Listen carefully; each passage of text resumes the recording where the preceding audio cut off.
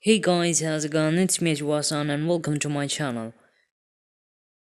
Today I'm going to be showing you how you can see watch time in your Android phone, so let's get into the video.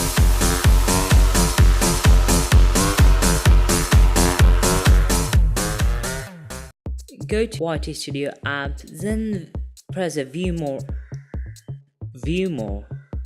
then you'll see a watch time button, watch time thing, just click on that.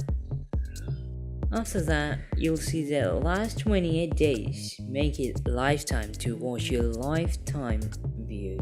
Watch time. So you see the lifetime? Click on that. Here you go. We can see our 80 minutes. We got 80 minutes of watch time. So you can get real time 60 minutes, real time 48 hours. These are the real time. You can just get them out of there.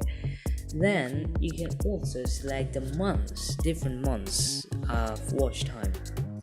So guys, thanks for watching this video. Hope you enjoyed and hope I helped you. If you have any queries, comment down below and let me know how's the video. So make sure to subscribe, hit that like button, and bye.